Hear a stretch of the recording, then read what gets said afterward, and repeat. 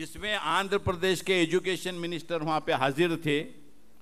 वहाँ पे जो बैठने का अरेंजमेंट था, ए रहने की वजह से सबसे पहले वो बैठे हुए थे। और पल्लम राजू साहब आपके एचआरडी मिनिस्टर हैं, थरूर साहब थे। ये सारे लोगों के अंदर आपके दुआ से कहिए मैं भी उसका मेंबर हूँ। तो वहाँ पर सारे स्टेट के एजुकेशन मिनिस्टर हाजिर थे, cab central advisory board on education.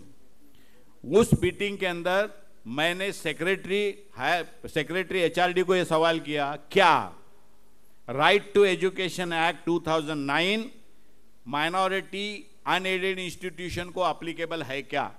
उन्होंने सबके सामने कहा है नो। और आपके मिनिस्टर साहब वहां पे हाजिर थे। फिर मैंने उनको पूछा फिर क्या एप्लीकेबल है? ऐसा तो नहीं हो सकता ना, ये कानून नहीं है तो कौन सा का? हर स्टेट का 2009 के पहले जो कानून है वो एप्लीकेबल है। आंध्र प्रदेश में भी 2009 में ये कानून आने के पहले जो कानून है वो माइनॉरिटी अनएडेड इंस्टीट्यूशन को एप्लीकेबल है। माइनॉरिटी एडेड को ये कानून एप्लीकेबल है। और आज इतनी डेंजरस सिचुएशन है कि जो स्कूल्स उस कानून में लिखे हुए इंफ्रास्ट्रक्चर को नहीं बना पाए हैं 31/3/2013, वक्त चला गया, वो सब इलीगल हैं। आज वो सिर्फ सब इलीगल हैं, अनऑथराइज हैं। और आने वाले दिनों में उस इंफ्रास्ट्रक्चर के रिक्वायरमेंट के साथ में स्कूल बनाने के लिए मिनिमम आधा एकड़ जमीन, प्लेग्राउंड होना चाहिए, कंपाउंड होना चाहिए, ये सारी चीजें उसके अंदर लिखी गई हैं। तो नए स्कूलें खोलने का सवाल आता ही नहीं। और अगर खोलेंगे इतने सारे पैसे खर्च करके तो वहां पे गरीब बच्चों को कोई नहीं पढ़ाएगा, लखपति करोड़पति के बच्चों को ही पढ़ाया जाएगा। ये एक अजीब व गरीब सिचुएशन आज इस मुल्क में, पुराने 100 साल पुराना स्कूल भी है तो ये इसके मुताबिक इंफ्रास्ट्रक्चर की जरूरत है आज। तो गवर्नमेंट कानून लिखते वक्त में गलतियां कैसी करती है इसका एक ये मिसाल है। और आप इस सब्जेक्ट पे हैं तो आपको खुले तौर से मैं बताता हूं, क्योंकि मैंने काफ़ी दिन तालीम के मैदान में और ख़ास करके कानूनी स्ट्रक्चर को लेकर काम किया है।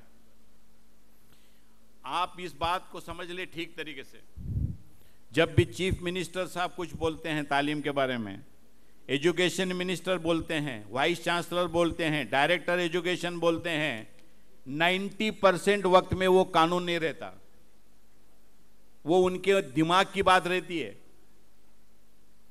90% टाइम। इसलिए आपका फर्ज क्या है, कानून क्या है यह समझना। और जहां तक मुस्लिम ट्रस्टियों का, ऑफिस बेरर का मामला है, ट्रस्ट की मीटिंग चल रही है, कोई रिटायर्ड हुआ है, उसको रिटायरमेंट के बेनिफिट क्या होने चाहिए, तो प्रेसिडेंट साहब बुलाते हैं हेडमास्टर को, हेडमास्टर बुलाता है क्लार्क को, क्लार्क बोलता है मैं कल जिला परिषद में म्यूनिसिपैलिटी में पूछ के बोलता हूं। और वो जाके किसी क्लार्क को पूछता है एजुकेशन डिपार्टमेंट के, और वो क्लार्क ने जो जवाब दिया वो कानून हो गया। वो क्लार्क ने जो जवाब दिया कानून हो गया। और हेडमास्टर के कपाट में वो लॉ की बुक पड़ी हुई है, एकदम सेफ रखी हुई है बहुत।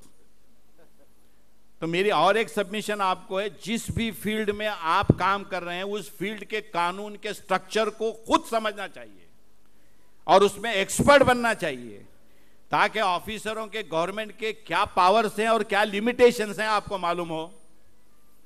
और इसलिए ये जब नहीं मालूम होते तो आप लोगों को they will take for a ride. Officer आएंगे, खाना भी आपका, पॉकेट भी आपका, जो मालूमात वो नहीं मांग सकते वो मांग रहे हैं, आप भी दे रहे हैं, और उसके बाद में वो जाते वक्त में शुक्रिया भी आपका। अगर आपको कानून की मालूमात हो तो थोड़ी सिचुएशन बदल जाती है। खाना भी आपका, पॉकेट भी आपका, लेकिन शुक्रिया उसका आपको, वो ऑफिसर का शुक्रिया आपको, थैंक यू साहब। अभी हो रहा क्या, सभी आपका है। और उसकी वजह एक ही है कि हम जिस फील्ड में काम कर रहे हैं उस फील्ड के कानून के स्ट्रक्चर को खुद समझते नहीं हैं। तो तो ये हालात को अगर बदलना है तो आपको, मुझे लगता है, ऐसे ऑर्गेनाइजेशन के जरिए प्राइमरी एजुकेशन के मैनेजमेंट के लोगों की एक मीटिंग, यहाँ का जो भी प्राइमरी एजुकेशन एक्ट है उसके रूल्स हैं, रेगुलेशंस हैं, एडमिनिस्ट्रेटिव ऑर्डर्स हैं, इन चीज़ों को समझने की या समझाने की कोशिश हम लोगों को करनी चाहिए। दूसरी चीज़, जो एडेड माइनॉरिटी इंस्टीट्यूशंस हैं, जिन इंस्टीट्यूशंस में आपको 25% बच्चों को, गरीब बच्चों को लेना है, उनके मामले में आपको ये कानून लागू है, ये कानून लागू है। और नॉन माइनॉरिटी अनएडेड, इवन वो इंस्टीट्यूशन को ये कानून लागू है। नॉन माइनॉरिटी अनएडेड जो 90% इंस्टीट्यूशन हैं उनको ये कानून लागू है। तो एक चीज अच्छी होने वाली है, आप सबकी जिम्मेदारियों को मैं बताना चाहता हूं, अगर आप अनएडेड अच्छे स्कूल खोलना चाहते हैं तो आपके लिए एक्सप्रेस हाईवे खुल गया है, आपके लिए एक्सप्रेस हाईवे खुल गया है और उसका फायदा आप उठाएं। मुझे लगता है इस कानून के एनालिसिस को अगर मैं इसी एक लफ्ज में आप तक पहुंचाऊं तो ये ठीक रहेगा। तो इसके बाद स्कॉलरशिप्स के मामले हैं, बहुत बड़े पैमाने पे स्कॉलरशिप्स मिल रही हैं। 1906 के पहले कुछ नहीं मिलता था, जब भी हमारी कंप्लेंट थी। अभी मिल रहा है तो भी कंप्लेंट बोले पूरी नहीं मिलती। एनालिसिस करने के लिए गए तो फॉर्म ही नहीं भरा हुआ है।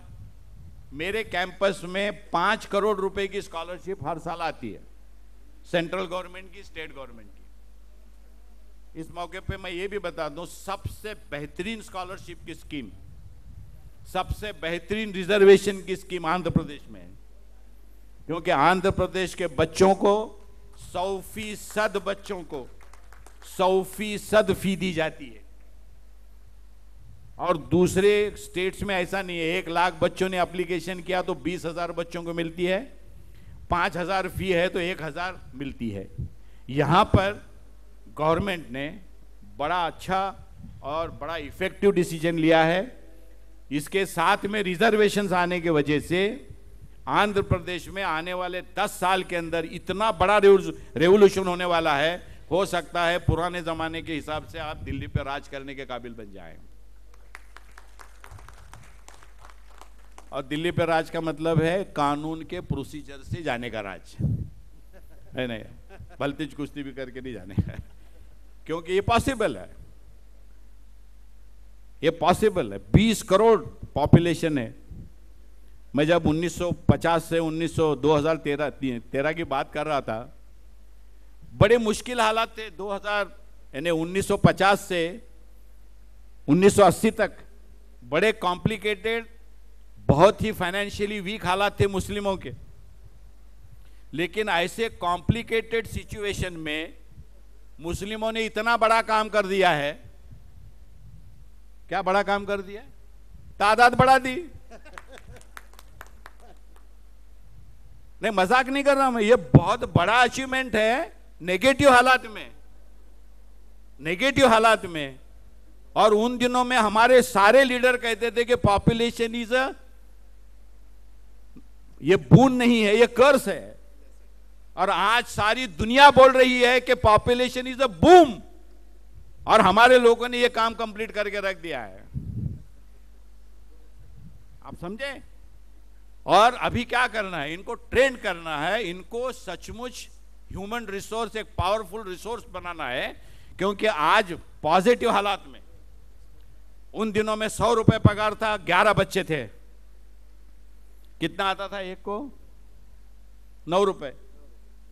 और आज 25,000 पगार है, 2 बच्चे, 12,500 रुपए आता है। सो ऐसे नेगेटिव हालात में अगर हमारे लोगों ने कुछ करके आपका बेस बना के रखा है, तो उसको इंप्रूव करने का काम हम लोगों को, इनको बेहतरीन तालीम देकर आपको और हम लोगों को करना है। पॉपुलेशन डेमोक्रेटिक सेटअप में बहुत बड़ा एक ये है, एसेट है। सिर्फ अभी इस एसेट को जज्बात से नहीं वापरते हुए अपने को दिमाग से वापरने का है। और वो दिमाग से वापरने का काम जो है वो तालीमी इदारों से ही हो सकता है। और तालीमी इदारों को ताकत देने का काम आप और हम लोग एक फॉर्मेलिटी बोल के नहीं करेंगे। 90% मैनेजमेंट के लोग इस मुल्क में, खास करके मुस्लिम मैनेजमेंट के लोग, 4 पैसे आ गए, बंगला बन गया, कार आ गई, तो समाज में एक प्रतिष्ठा मिलने के लिए एजुकेशन इंस्टीट्यूशंस के मेंबर बनते हैं, काम करने के लिए नहीं बनते हैं। तो मुझे लगता है कि उस दिन उन्होंने अगर ये डिसीजन लिया कि अभी मेरे को सब मिल चुका है, मुझे अभी कौम को आगे बढ़ाना है, क्योंकि वो आप कुछ खुशकिस्मत लोगों में से हैं कि जिनको खुद को संभालने का अल्लाह ने मौका दिया, फैमिली को संभालने का अल्लाह ने मौका दिया, और समाज को संभालने के हालात आपको पैदा किए। ऐसे लोगों ने भी अगर खुद का अगर सोचा तो क्या होगा?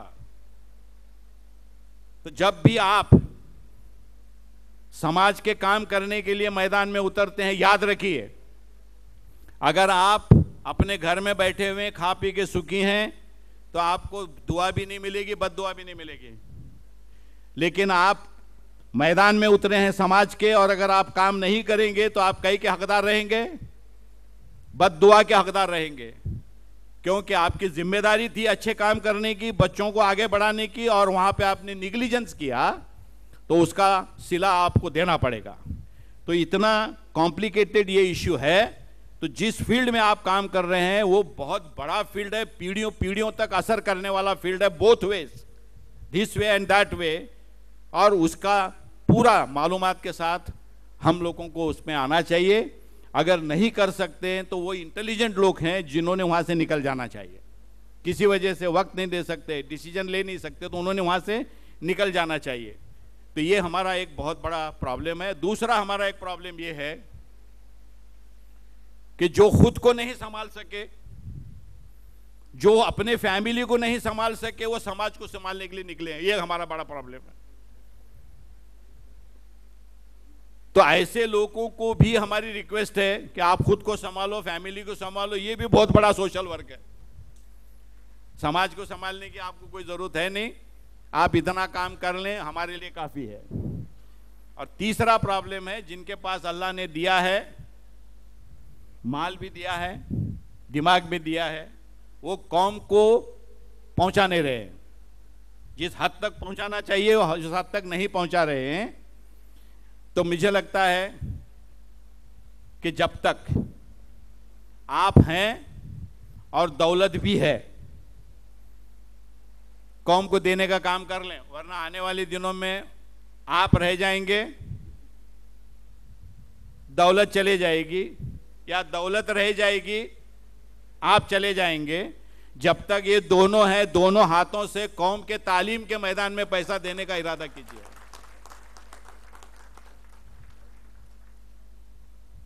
और मैं कभी कभी मजाक से कहता हूं कि सच्चर कमीशन ने जो रिपोर्ट लिखी, अच्छा होगा कि सच्चर कमीशन के मेंबर मुस्लिमों की शादियों में नहीं गए।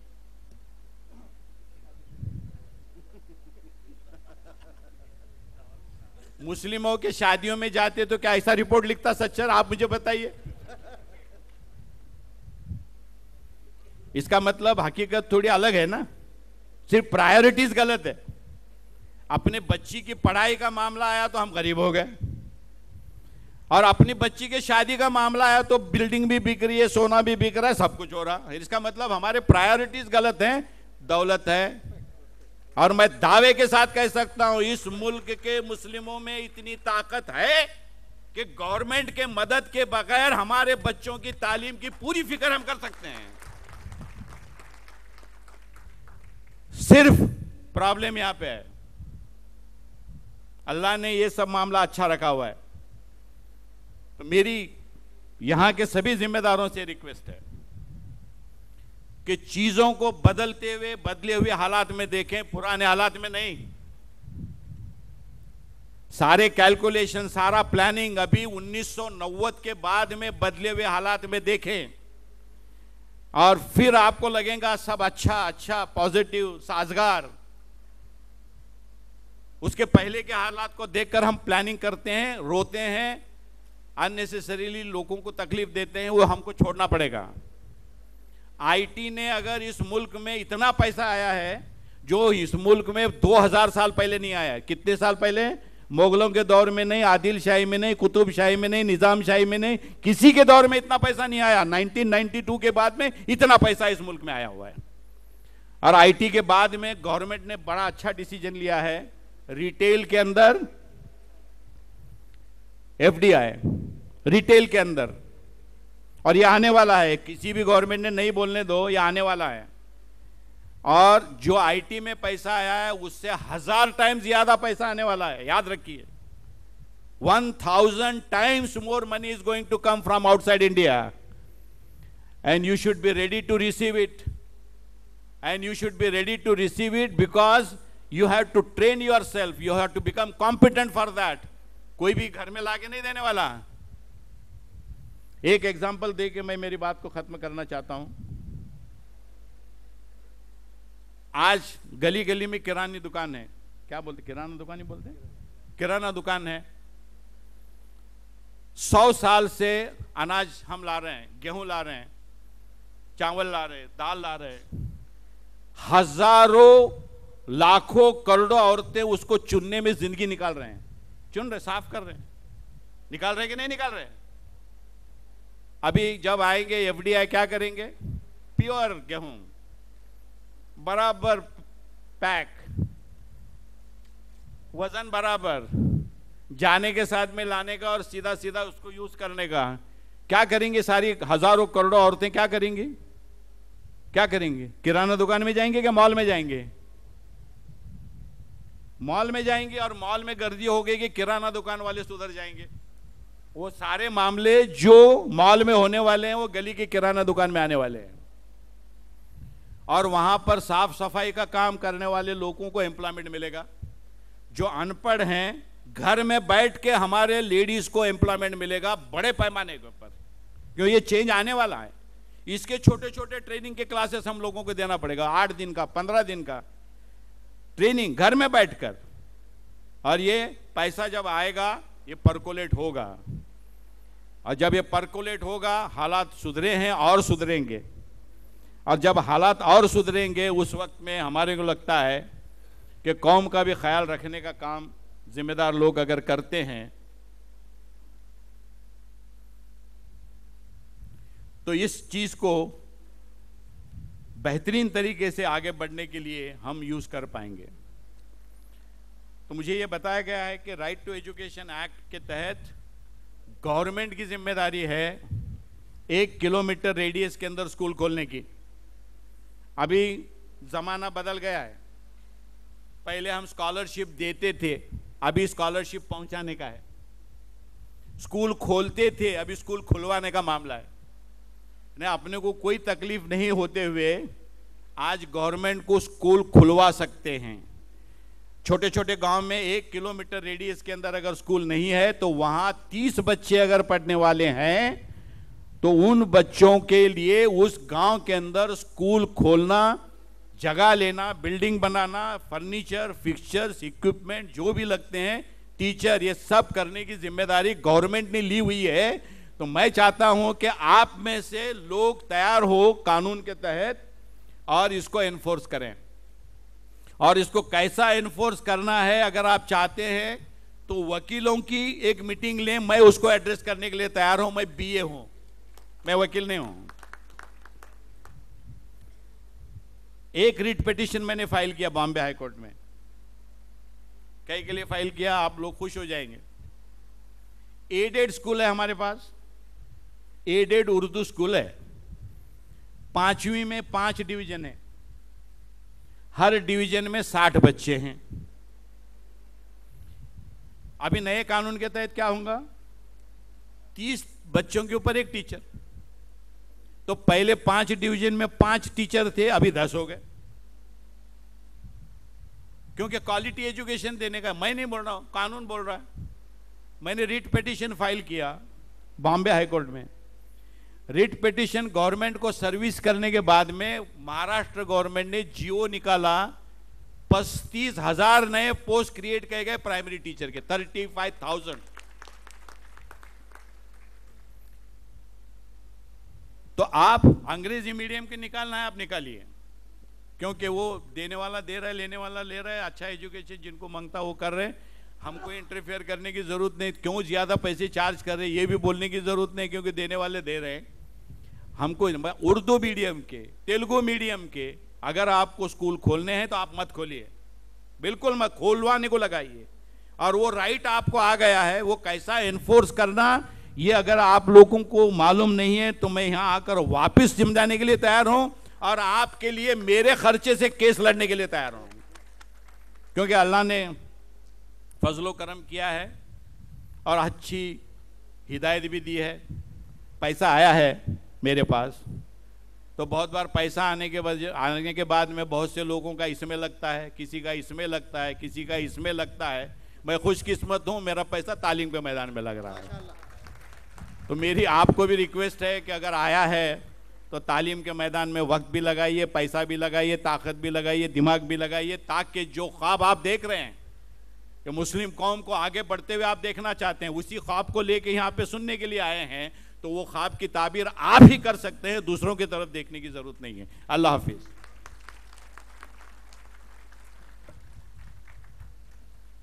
So very thanks, Mr.